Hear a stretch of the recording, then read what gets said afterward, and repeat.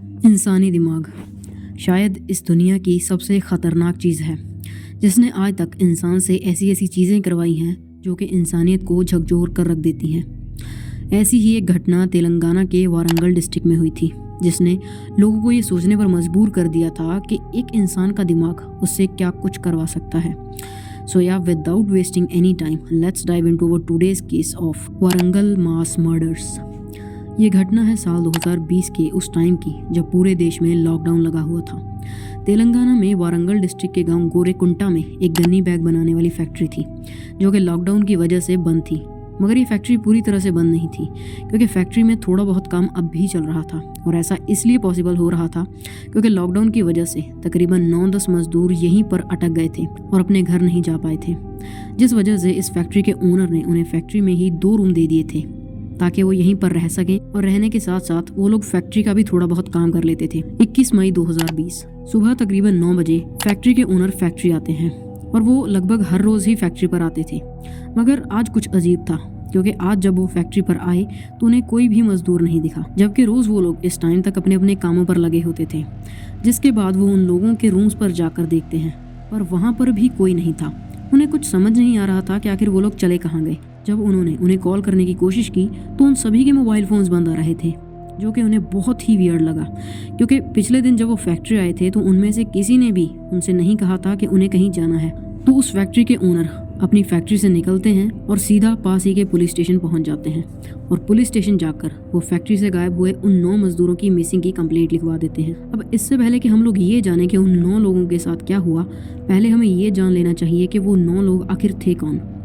तो इन 9 लोगों में से 6 लोग तो एक ही परिवार के थे जिनके नाम थे मकसूद आलम, उनकी पत्नी निशा आलम, उनकी बेटी बुशरा खातून और बुशरा का 3 साल का बेटा, और इसके अलावा मकसूद आलम के 2 बेटे शहबाज आलम और सुहेल आलम। मकसूद आलम का परिवार वेस्ट बंगाल से था मगर वो लोग पिछले लगभग 20 साल से यहीं वारंगल आ चुके थे और करीम नगर में एक किराए के घर में रहते थे। मगर लॉकडाउन की वजह से ये लोग फिलहाल फैक्ट्री में ही रह रहे थे। इनके अलावा जो और 3 लोग मिसिंग थे वो थे शकील, श्रीराम और श्याम। इनमें से श्याम और श्रीराम तो बिहार से थे मगर शकील त्रिपुरा से यहाँ आया था। तो खैर इन 9 लोगों की मिसिंग कंप्लेंट लिखवाने के बाद तकरीबन 12 बजे फैक्ट्री के ओनर पुलिस स्टेशन से फैक्ट्री वापस आते हैं फैक्ट्री को बंद करने के लिए, क्योंकि वो फैक्ट्री को ऐसे सूना तो नहीं छोड़ सकते थे।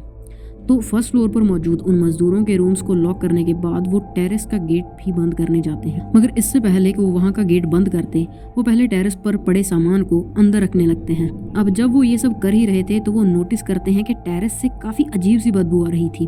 वो इधर उधर देखते हैं मगर टेरेस पर तो ऐसा कुछ भी नहीं था जहाँ से वो बदबू आ रही हो। मगर ये बदबू आ तो टेरेस के एक पर्टिकुलर एरिया से ही रही थी। तो उन्हें लगता है कि हो सकता है कि नीचे कोई आवारा पशु मरा पड़ा हो, क्योंकि ये फैक्ट्री की बैक साइड थी तो ऐसा पॉसिबल था। तो वो चेक करने के लिए वहीं छत से ही नीचे की ओर देखते हैं, बट नीचे पूरी ज़मीन खाली थी और वहाँ कुछ भी नहीं था सिवाय एक पुराने कुएं के। अब जैसे ही वो टर्न करने लगते हैं तो वो रियलाइज़ करते हैं कि इस कुएं में कोई बड़ी सी वाइट कलर की चीज़ तैर रही है। पहले तो वो इसे इग्नोर करते हैं बट जब वो थोड़ा ध्यान से देखते हैं तो he realises that it was a human body.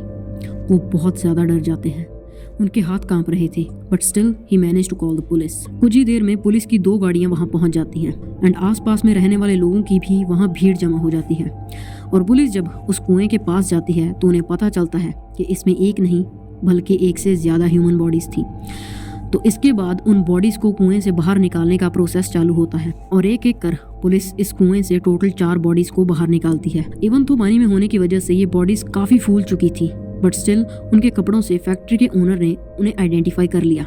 And ये 4 बॉडीज़ थी मकसूद आलम, उनकी पत्नी निशा आलम, उनकी बेटी बुशरा खातून और बुशरा का 3 साल का बेटा। तो पुलिस इन 4 बॉडीज़ को फोरेंसिक एग्जामिनेशन के लिए भिजवा देती है। फैक्ट्री से 9 लोगों का गायब होना एंड देन 4 लोगों का इस हालत में मिलना ये काफ़ी कन्फ्यूजन क्रिएट कर रहा था। एंड पुलिस को भी समझ नहीं आ रहा था कि इन लोगों का मर्डर हुआ था या फिर इन्होंने खुद ही अपनी जान दी थी, और अगर ऐसा था भी तो फिर बाकी के 5 लोग कहाँ थे। मगर जल्द ही पुलिस को अपने कुछ सवालों के जवाब मिलने वाले थे। अगले दिन यानी 22 मई 2020 को पुलिस को एक बार फिर से उसी फैक्ट्री से फ़ोन आता है एंड ये फ़ोन वहीं आसपास में रहने वाले लोगों ने किया था एंड वो लोग पुलिस को जल्दी से वहां पहुंचने के लिए कहते हैं। पुलिस की कुछ टीमें फिर से उस फैक्ट्री में पहुंचती हैं एंड जो वो देखते हैं उसे देखकर उनके भी रोंगटे खड़े हो जाते हैं।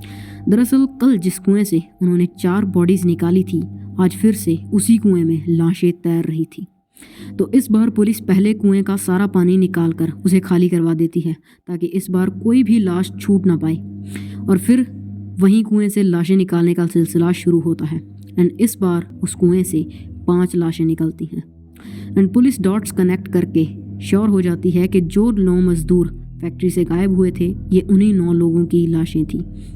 But now the question was कि इन सभी लोगों के साथ आखिर हुआ क्या था।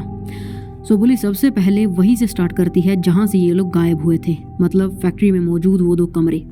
जब पुलिस मकसूद आलम के कमरे की तलाशी लेती है तो उन्हें वहां से कई सारी खाली कोल्ड ड्रिंक की बॉटल्स मिलती हैं एंड इवन रसोई में भी कई तरह का खाना बचा पड़ा था, जिसे देखकर ऐसा लग रहा था मानो यहाँ पर कोई सेलिब्रेशन हुई हो। और इन्हीं सब के बीच उन 9 लोगों की पोस्टमार्टम की रिपोर्ट भी आ जाती है, जिसमें एक बहुत ही चौंका देने वाली बात का खुलासा होता है। पोस्टमार्टम की रिपोर्ट के अकॉर्डिंग इन सभी लोगों की मौत डूबने की वजह से हुई थी, बट इसी के साथ ये भी पता चला कि इन सभी लोगों को कोल्ड ड्रिंक में मिलाकर नींद की गोलियां दी गई थी। तो इससे अब ये चीज़ तो क्लियर थी कि इन सभी लोगों का मर्डर हुआ था, मगर ये सब किया किसने था ये अब भी एक मिस्ट्री थी। तो पुलिस दिन रात एक करके इस केस में जुट जाती है और उस फैक्ट्री के आसपास घरों और दुकानों के लोगों से पूछताछ करती है कि किसी को इस केस के बारे में कुछ भी जानकारी हो, मगर पुलिस के हाथ कुछ खास नहीं लगता। But on the 3rd day of investigation police के हाथ एक CCTV की फुटेज लगती है जो कि उन्हें बहुत मुश्किल से एक दुकान के बाहर लगा मिला था एंड ये उनके लिए एक मेजर ब्रेक थ्रू था। पुलिस जब इस फुटेज को एनालाइज करती है तो उन्हें 20 मई की रात को उसी फैक्ट्री की ओर एक शख्स जाते हुए नजर आता है और यही शख्स अगले दिन यानी 21 मई को तकरीबन सुबह के 5 बजे उस फैक्ट्री से बाहर आता हुआ भी नजर आ रहा था। तो बेसिकली इस आदमी की मूवमेंट्स उन 9 लोगों की मौत की टाइमिंग से मैच हो रही थी। तो पुलिस इस आदमी की फ़ोटो लेती है और उसे ढूंढना चालू करती है एंड उन्हें ज़्यादा मेहनत नहीं करनी पड़ती उसे ढूंढने के लिए, क्योंकि गोरेकुंटा गांव के सभी लोग उसे अच्छे से जानते थे। इस आदमी का नाम था संजय कुमार, जो कि 24 साल का था और ये भी एक बिहारी मजदूर था और लगभग 6 साल पहले बिहार से तेलंगाना आया था काम की तलाश में। तो पुलिस उसी दिन यानी 25 मई 2020 को संजय को उसके घर से अरेस्ट कर लेती है और फिर उससे पूछताछ शुरू होती है। इनिशियली तो संजय सभी एलिगेशंस को डिनाई कर देता है, बट पुलिस का पाला रोज़ ही ऐसे क्रिमिनल से पड़ता है और उन्हें संजय के बिहेवियर से ही शक हो जाता है कि इसी ने कुछ किया है, जिसके बाद पुलिस उससे थोड़ा सख्ती से पेश आती है, जिससे संजय घबरा जाता है और फिर एक ऐसे राज का खुलासा करता है जिसे सुन पुलिस वाले भी शॉक रह जाते हैं। संजय ने पुलिस को बताया कि लगभग 4-5 साल पहले यानी साल 2015 की बात है जब वो पहली बार मकसूद आलम की फैमिली के कांटेक्ट में आया था। दरअसल तब ये सभी लोग एक ही जगह पर काम किया करते थे और उस वक्त मकसूद आलम की पत्नी निशा की भांजी रफ़ीका भी उन्हीं के साथ रहा करती थी। रफ़ीका को अपने पति से तलाक हो चुका था और वो अपने 3 बच्चों को लेकर वारंगल अपनी मौसी निशा के पास आ गई थी और उसी दौरान संजय की मुलाकात रफ़ीका से हुई थी और उन दोनों को एक दूसरे से प्यार हो गया था और फिर इन दोनों का अफेयर स्टार्ट हो गया, जिसके बाद रफ़ीका संजय के ही साथ रहने लगी थी और अपने बच्चों को भी अपने पति के पास भेज दिया था। मगर निशा को संजय ज़्यादा पसंद नहीं था और उसने कई बार रफ़ीका से यह बात कही भी, जिसके बाद से ही रफ़ीका संजय पर शादी का दबाव बनाने लगी थी। मगर संजय की उससे शादी करने की कोई इंटेंशन नहीं थी, लेकिन जब रफ़ीका ने उसे धमकी दी कि वो उसके खिलाफ पुलिस में कंप्लेंट कर देगी तो संजय घबरा गया और रफ़ीका से शादी करने के लिए मान गया। मार्च 2020 में संजय रफ़ीका को अपने साथ अपने गांव ले जाने की बात करता है अपनी फैमिली से मिलवाने के लिए, ताकि शादी से पहले वो लोग भी अपनी होने वाली बहू से मिल सकें। 7 मार्च 2020 को संजय और रफ़ीका संजय के गांव जाने वाली ट्रेन में बैठ जाते हैं और जैसे ही ट्रेन चलने लगती है तो संजय उसे पीने के लिए सॉफ्ट ड्रिंक देता है जिसमें कि उसने नींद की गोलियां मिलाई हुई थी। रफ़ीका जैसे ही वो सॉफ्ट ड्रिंक पीने के बाद अनकॉन्शियस हुई तो संजय ने उसका गला घोंट दिया और उसके बाद उसे चलती ट्रेन से नीचे फेंक दिया।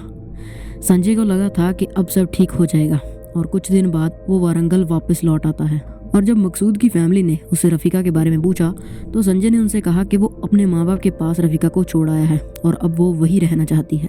मगर निशा को उसकी बातों पर बिल्कुल भी भरोसा नहीं था और वो हमेशा उसे धमकाती थी कि उसने ज़रूर रफ़ीका के साथ कुछ कर दिया है और वो उसकी पुलिस में कंप्लेंट लिखवा देगी, जिससे कि संजय बहुत डर चुका था और उसे लगा कि अब बस एक ही रास्ता है कि अगर वो मकसूद आलम और उसके पूरे परिवार को ख़त्म कर दे तो कोई भी उससे रफ़ीका के बारे में सवाल नहीं पूछेगा और रफ़ीका की मौत का राज एक राज ही बनकर रह जाएगा। पर फिर उसे लगा कि इनके साथ साथ उसे शाम श्रीराम और शकील को भी रास्ते से हटाना होगा, वरना उन लोगों को उस पर शक हो जाएगा कि उसी ने मकसूद की फैमिली के साथ कुछ किया है। संजय कई दिनों तक अपने इस प्लान पर काम करता है और अब बस उसे सही मौके की तलाश थी।